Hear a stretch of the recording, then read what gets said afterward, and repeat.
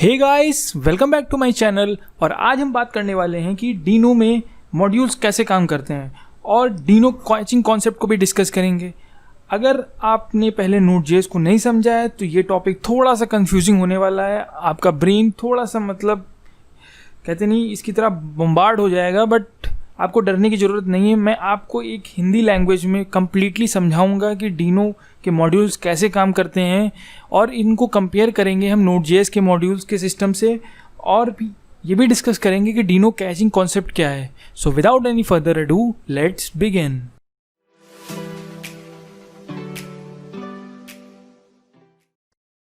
तो गाइस, अगर आपने चैनल पे नए हैं और आपने अभी तक चैनल को सब्सक्राइब नहीं किया है तो आप रेड बटन पे क्लिक करके चैनल को सब्सक्राइब कर दीजिए और बेल आइकन को भी प्रेस कर दीजिए ताकि जब भी मैं कोई वीडियो डालूं तो उसका नोटिफिकेशन आपको मिल सके। क्योंकि यार ये जो रेड बटन है ना, ये कैलिफोर्निया के डेवलपर्स को बहुत मेहनत से बनाया है, तो यार दबा के दबाओ।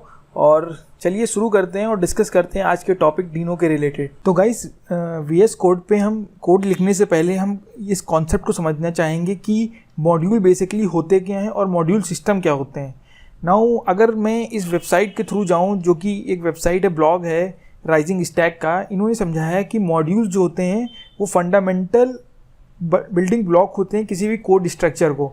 नाउ इनके अकॉर्डिंग इसको अगर मैं सिंपली समझें इस लाइन को, तो इसका मतलब है कि जो भी हम कोड लिखते हैं, किसी भी एक पर्टिकुलर फाइल में जो कोड लिखते हैं उसी को हम लोग क्या बोलते हैं, मॉड्यूल्स बोलते हैं। फॉर एग्जांपल, अगर जो भी मैं इस फाइल में cal.ts, यहाँ पे ts क्या है, टाइपस्क्रिप्ट का सिंटैक्स जो होता है वो बेसिकली ts होता है।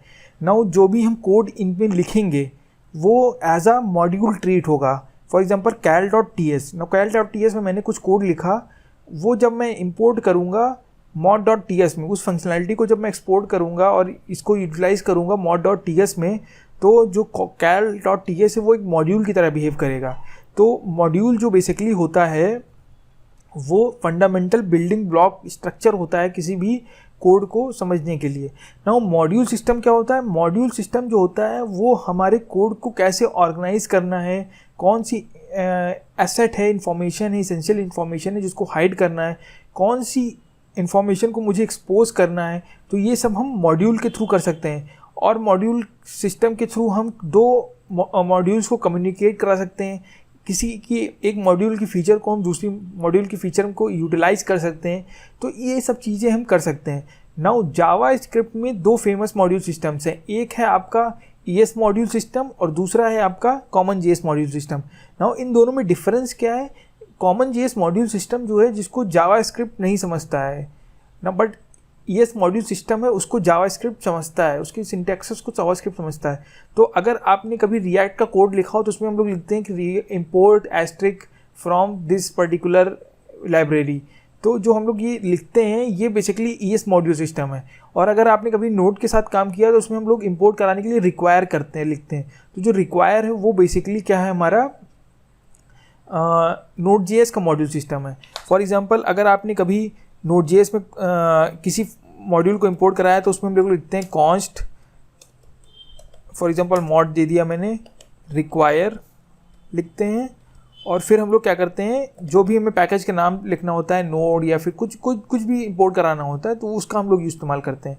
लेकिन अगर हमको कहीं ES मॉड्यूल, ये हमारा जो कोड है रिक्वायर, ये है हमारा कॉमन JS मॉड्यूल सिस्टम। और अगर हमको ES मॉड्यूल सिस्टम से हमको किसी चीज़ को इंपोर्ट कराना है तो उसके लिए हम लोग कीवर्ड यूज़ करते हैं, क्या, import. For example react basically ES module system को फॉलो करता है, तो फ्रॉम रिएक्ट हम लोग ऐसे लिखते हैं। तो जो ये लिखते हैं हम लोग ES मॉड्यूल सिस्टम में वो इंपोर्ट लिखते हैं और कॉमन JS में हम लोग रिक्वायर लिखते हैं। तो ये बेसिकली डिफरेंस है। नाउ Node.js जो है वो हमारा फॉलो करता है कॉमन JS मॉड्यूल सिस्टम को, लेकिन जो ये डीनो है, डीनो ये रायन डाल ने ES मॉड्यूल सिस्टम को यूटिलाइज़ किया है इसमें। नाउ ES मॉड्यूल सिस्टम के कुछ फीचर्स हैं, कुछ इंपॉर्टेंट थिंग्स हैं, ये काफ़ी क्लोज है जावा स्क्रिप्ट लैंग्वेज के। तो कई सारी चीज़ें हैं जिसके थ्रू हम लोग कई सारी चीज़ें हम लोग कर सकते हैं ES मॉड्यूल सिस्टम के थ्रू। तो इसके बारे में और हम अच्छे से जानेंगे तो इतना आपको समझ में आ चुका होगा कि मॉड्यूल्स क्या होते हैं, मॉड्यूल सिस्टम्स क्या हैं। नाउ अब हम समझेंगे कि हम मॉड्यूल्स क्रिएट करेंगे, कि कैसे हम मॉड्यूल क्रिएट करते हैं। तो ये समझने के लिए मैंने जैसे कि मैंने 2 फाइल्स क्रिएट करी हैं, एक हमारे मॉड्यूल mod.ts और दूसरी क्रिएट करी है cal.ts। नाउ ये 2 फाइल्स मैंने यहाँ पे क्रिएट करी हैं, इसमें अभी कुछ नहीं है, ये एम्प्टी फाइल्स हैं। तो mod.ts क्या है, बेसिकली डीनो में जैसे जैसे कि Node.js में हमारा index.js एक डिफ़ॉल्ट फाइल होती थी, index.html जैसे हमारी डिफ़ॉल्ट फाइल होती थी, वैसे ही डीनो में हमारी mod.ts जो है वो डिफ़ॉल्ट फाइल मानी जाती है कि हमारी जब भी हम कोई फाइल को एक्सेस करेंगे, स्टार्ट करेंगे किसी सर्वर पे, तो mod.ts अगर फाइल है तो वो डिफ़ॉल्ट फाइल की तरह बिहेव करेगी। तो मैं यहाँ पे cal.ts में कुछ फंक्शंस लिखूँगा जिनको मैं इंपोर्ट करूँगा mod.ts में। तो मैं कुछ कोड लिखने वाला हूँ अभी यहाँ पे। तो गाइस सबसे पहले हम देखेंगे कि मैं यहाँ पे कुछ कोड लिखने वाला हूँ, तो समझेंगे कि हम मॉड्यूल्स को कैसे क्रिएट करते हैं और मॉड्यूल्स बेसिकली हैं क्या, और हम कैसे इंपोर्ट और एक्सपोर्ट करेंगे मॉड्यूल्स का। तो ये भी देखेंगे कैसे क्रिएट करते हैं, कैसे इंपोर्ट एक्सपोर्ट करेंगे, और कैसे पब्लिश्ड मॉड्यूल किसी कहीं पे पब्लिश किए गए तो उनको भी कैसे इंपोर्ट करेंगे अपने मॉड्यूल में उन फीचर्स को इस्तेमाल करने के लिए। तो ये सब देखेंगे हम। इसके लिए क्या करेंगे, हम यहाँ पे पहले कुछ फंक्शंस क्रिएट करने वाले हैं। तो जब भी आप किसी भी फंक्शन को एक्सपोर्ट करते हैं तो आपको उसको इस्तेमाल करने के लिए आपको एक्सपोर्ट कीवर्ड का इस्तेमाल करना पड़ेगा ES मॉड्यूल सिस्टम में। और उसके बाद हम वेरिएबल डिक्लेयर करेंगे और एक फंक्शन क्रिएट करेंगे, क्या, सम a, b, जो कि 2 वेरिएबल्स ले रहा है। और सिंस ये टाइपस्क्रिप्ट लिख रहे हैं तो हमें टाइपस्क्रिप्ट का कोड लिखना पड़ेगा यहाँ पे। तो ये बेसिकली एक नंबर होने वाला है और ये भी एक नंबर होने वाला है। अगर आपको टाइपस्क्रिप्ट नहीं आती तो आप ये समझ लीजिए कि हम यहाँ पे क्या कर रहे हैं कि हम ये बता रहे हैं कि ये जो वेरिएबल है ये एक नंबर टाइप का वेरिएबल होने वाला है और बी क्या है, नंबर टाइप का वेरिएबल होने वाला है। तो टाइपस्क्रिप्ट के भी मैं एक क्रैश कोर्स बनाऊंगा, उसमें मैं सब कुछ एक्सप्लेन करूंगा कि टाइपस्क्रिप्ट क्या है। टाइपस्क्रिप्ट बेसिकली एक सुपरस्क्रिप्ट है जावास्क्रिप्ट का, जो कि हैंडल करती है, जो कि क्रिएट किया है माइक्रोसॉफ्ट ने। और ये बहुत ही अच्छी लैंग्वेज है क्योंकि कई सारी चीज़ें जो थी जावास्क्रिप्ट में जो कि प्रॉब्लम क्रिएट करती थी कोड लिखने में, बट यहाँ पे क्या है कि यहाँ पे ये जो है एक स्टैटिक टाइपिंग क्रिएट हो गई है। वो पहले क्या थी, डायनेमिक और वीकली टाइप लैंग्वेज थी जावास्क्रिप्ट, बट यहाँ पे क्या है, ये डायनेमिक और स्ट्रांगली टाइप्ड हो गई है लैंग्वेज। तो ये मैं डिस्कस करूँगा उसमें। अभी के लिए समझिए कि ये जो है ये जो है एक नंबर टाइप होने वाला है, बी का जो टाइप है वो एक नंबर होने वाला है। फॉर एग्जांपल अगर आपने कभी जावा या फिर सी लिखी है तो वहाँ पे इंटीजर यूज़ करते हैं, इंट। तो वहाँ पे जो इंट बताता है वो इंट क्या करता है, बताता है कि ये जो है एक इंटीजर टाइप का है, वेरिएबल है। वहाँ या इसी तरीके से ये जो पैरामीटर है ए और बी, ये एक नंबर टाइप का है और ये रिटर्न क्या करेगा, एक नंबर को। तो ये हम क्या करेंगे, यहाँ पे लिखेंगे रिटर्न और a + b को हम रिटर्न करा देंगे। तो इतना आपको समझ में आ चुका होगा, राइट।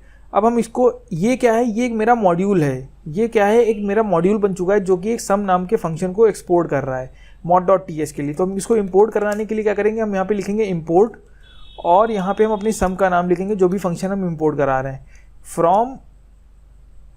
अब आप कहाँ से इंपोर्ट करा रहे हैं, तो जहाँ से इंपोर्ट करा रहे हैं उसको क्या करेंगे, हमको बताना पड़ेगा, call.ts। नाउ पहले क्या होता था कि हमारा जो स्क्रिप्ट हम जो Node.js में करते थे वहाँ पे हम .ts एक्सटेंशन नहीं देते थे, बट यहाँ पे देना ज़रूरी है। और यहाँ पे मैंने दिया और इसके बाद मैंने यहाँ पे क्या लिखा, console.log the sum is sum 12, और मैंने सेव कराया। जैसे ही मैंने सेव कराया और इसके बाद अगर हमको रन कराना है इस मॉड्यूल को, फाइल को, तो हम यहाँ पे लिखेंगे dino run mod.ts। और जैसे ही मैं इंटर कराऊंगा तो ये पहले टाइपस्क्रिप्ट है, तो टाइपस्क्रिप्ट पहले जावास्क्रिप्ट में कंपाइल होगी, जावास्क्रिप्ट कंपाइल होने के बाद हमारा कोड रन होगा। तो यहाँ पे आप देखिए पहले कंपाइल कर रहा है, ये कंपाइल करने के बाद जो हमारा डीनो कंपाइलर है टाइपस्क्रिप्ट का वो कंपाइल कर रहा है। पहले क्या होता था कि हमें टाइपस्क्रिप्ट लिखने के लिए हम एक नया पैकेज जो है जो कि टाइपस्क्रिप्ट को कन्वर्ट करता था जावास्क्रिप्ट में, वो हमको इंपोर्ट कराना पड़ता था। बट डीनो में क्या है, ये बिल्ड इन है, तो हमें किसी भी पैकेज को इंपोर्ट कराने की ज़रूरत नहीं पड़ेगी, इंस्टॉल करने की ज़रूरत नहीं पड़ती थी। तो सबसे बड़ी एक फ़ीचर है ये, समझ लीजिए डीनो का। और ये एक कौन था, Node.js का। तो देखिए आप, मेरा एक मॉड्यूल क्रिएट हो चुका है cal.ts से, जो कि हम एक्सपोर्ट कर रहे हैं और इंपोर्ट कर रहे हैं कहाँ, mod.ts में। तो इस तरीके से हम एक तरीके से मॉड्यूल को हम यूटिलाइज़ कर सकते हैं, उसके फंक्शन को, उसके फीचर्स को। अब हम समझते हैं कि हम इंटरनेट पर किसी कोई मॉड्यूल पब्लिश है, मान लो अब उसको अगर हमें इंपोर्ट कराना हो, यूटिलाइज कराना हो, तो उसको कैसे कराएंगे? तो हमें पता है कि डीनो में मैंने पहले ही डिस्कस किया हुआ है कि हमारे जो मॉड्यूल्स होते हैं वो URL बेस्ड मॉड्यूल्स होते हैं, यानी कि Node.js की तरह हम पैकेज को इंस्टॉल नहीं करते नोड मॉड्यूल्स में, और नोड मॉड्यूल बहुत ही हैवी हो जाता था, बहुत ही मीम्स बनते थे उस पर कि थॉर का हथौड़ा इतना हैवी नहीं जितना node modules package folder heavy है। तो इस तरीके के कई सारे मीम्स आते थे, तो उसको रायन डाल ने रिमूव किया। अब हमारे पैकेजेस क्या हैं, एक URL बेस्ड हो चुके हैं, डिसेंट्रलाइज हो चुके हैं। पहले क्या होता था कि NPM रजिस्ट्री में हमें पब्लिश करना पड़ता था और वो एक सेंट्रलाइज स्ट्रक्चर था, और यहाँ पे क्या है कि डिसेंट्रलाइज, यानी कि आप कहीं पे भी अपने कोड को पब्लिश करिए और उसको आप URL बेस के थ्रू एक्सेस कर सकते हैं। फॉर एग्जांपल, अगर मैं डीनो की ऑफिशियल वेबसाइट पे जाऊँ तो ये डीनो की ऑफिशियल वेबसाइट है। यहाँ पे इन्होंने कुछ एग्जांपल्स दिए हुए हैं स्टैंडर्ड लाइब्रेरी में। तो अगर आप एग्जांपल्स में जाएंगे और यहाँ पे आप देखेंगे एक welcome.ts नाम का एक इन्होंने फाइल बना रखी। तो अगर हमको इसको, ये एक मॉड्यूल है जिसको हमको यूटिलाइज़ करना है अपने mod.ts में, तो इसके लिए क्या करेंगे, हम यहाँ पे लिखेंगे import और डायरेक्टली हम यूटिलाइज़ कर लेंगे, क्योंकि ये किसी फंक्शन, अगर आप इस फाइल में जाएंगे तो आप देखिए यहाँ पे क्या है, यहाँ पे किसी फंक्शन को इन्होंने क्रिएट नहीं किया जिसको सपोर्ट कराना है। मुझे सिर्फ ये फाइल को इंक्लूड कराना है अपने कोड में, तो हम डायरेक्टली इंपोर्ट लिखेंगे और इस फाइल को लिख देंगे। अब अगर आप क्लीन करेंगे, इसको क्लीन कर देता हूँ मैं, और आप अगर इसको रन कराएंगे तो डीनो रन mod.ts,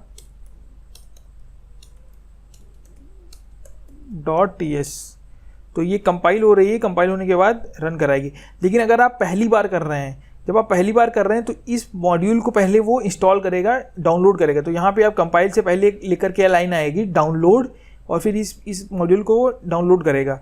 तो बेसिकली क्या होता है Node.js में, डीनो में, कि हमारा जो कोड कहीं पे भी हमने पब्लिश किया हुआ है वो आपके सिस्टम पे as a cache as a install हो जाता है, एक तरीके के इंस्टॉल हो जाता है, ताकि जब दोबारा रन करेंगे तो ये जो मॉड्यूल है ये डाउनलोड होने की बजाय उसी पैकेज जो कैच में स्टोर हुई है उसी को ये यूटिलाइज़ कर लेगा। तो पहले मैंने रन कराया हुआ है ऑलरेडी, तो ये मेरी कैच में इंस्टॉल्ड है। तो यहाँ पे देखिए ये कंपाइल कर रहा है, ये डाउनलोड नहीं कर रहा है। अगर आपने पहली बार रन कराया तो ये डाउनलोड करेगा। तो इससे क्या होगा कि फॉर एग्जांपल आपकी वेबसाइट जहाँ से पब्लिश किया आपने वो डाउन हो गई, तो इससे क्या होगा कि आपके सिस्टम पे इफेक्ट नहीं पड़ेगा, आपके पास ऑलरेडी डाउनलोडेड कैश में जो मॉड्यूल है वो पड़ा हुआ है, वहीं से आपको यूटिलाइज़ कर लेगा। तो ये सबसे बड़ा एक एडवांटेज था।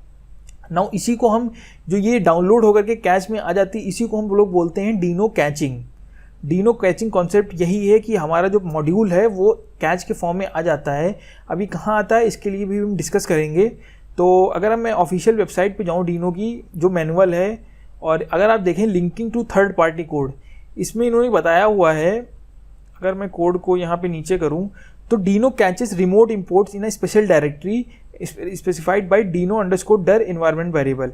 नाउ जो डीनो है वो आपके सिस्टम पे डीनो जो है Dino catches remote imports in a special directory, एक स्पेशल डायरेक्टरी है डीनो डेर इन्वायरमेंट वेरिएबल के थ्रू वो क्या करता है, जितने भी कैच मॉड्यूल्स हैं वो वहाँ पे इनको इंस्टॉल करता है। अगर ये सिस्टम पे डिफ़ॉल्टली स्पेसिफाइड नहीं है तो the next time you run no downloads will be made if the program hasn't change it won't be recompiled either.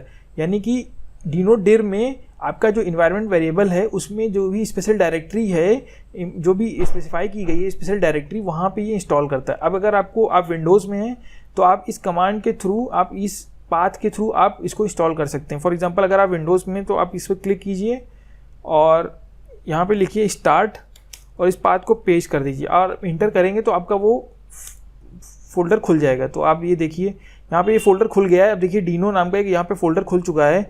अब अगर मैं इन सारी फाइल्स को यहाँ से डिलीट कर दूँ, फॉर एग्जांपल ये जितनी भी हमारी कैचें बनी हैं इनको मैं डिलीट कर दूँ अगर,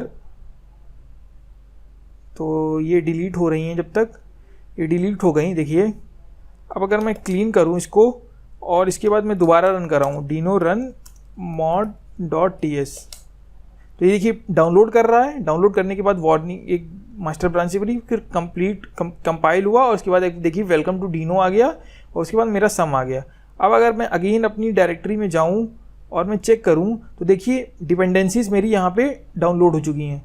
तो ये एक इसी को क्या कहते हैं, इसी को कैचिंग कहते हैं, ताकि जब भी दोबारा आपका रन करेगा कोड तो आपका डाउनलोड करने के बजाय वो क्या करेगा, वो कोड जो है वहीं से भी कोड को ले लेगा। तो ये एक फ़ायदा है, इसी को क्या कहते हैं, डीनो कैचिंग कहते हैं।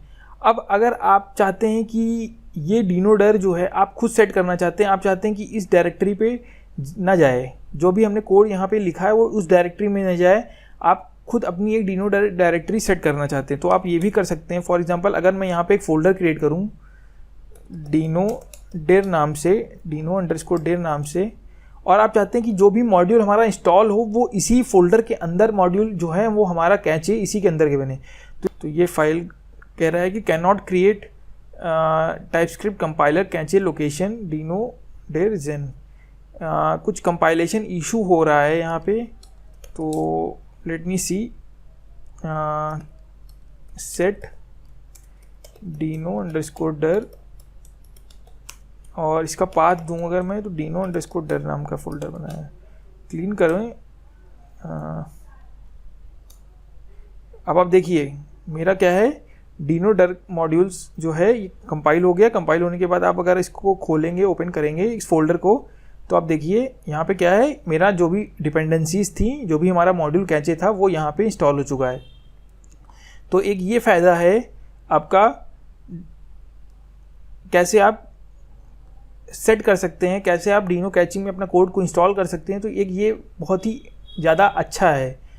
तो ये होता है, आपको समझ में आ चुका होगा कि डीनो कैचिंग कॉन्सेप्ट क्या है, आपको मैंने प्रैक्टिकली दिखाया है सब कुछ। अगर आप इसके बारे में और ज़्यादा जानना चाहते हैं तो आप इसको आप लिंक है, आप इस लिंक को मैं डिस्क्रिप्शन में दे दूँगा, आप वहाँ से भी आप इसको पढ़ सकते हैं, इसके बारे में जान सकते हैं। फ़िलहाल मैंने यहाँ पे एक्सप्लेन किया आपको कि डीनो में मॉड्यूल्स कैसे काम करते हैं और डीनो कैचिंग कॉन्सेप्ट क्या, आपको मैंने प्रैक्टिकली दिखाया भी कैचिंग कैसे काम करती है। So thank you so much for watching this video guys. अगर आपको कोई भी क्वेरीज हो, कोई भी चीज़ समझ में नहीं आई तो आप कमेंट डाउन करिए कमेंट सेक्शन में, उसका मैं रिप्लाई दूंगा। So thank you so much for watching this video, और नेक्स्ट वीडियो में हम कुछ और चीज़ें देखेंगे।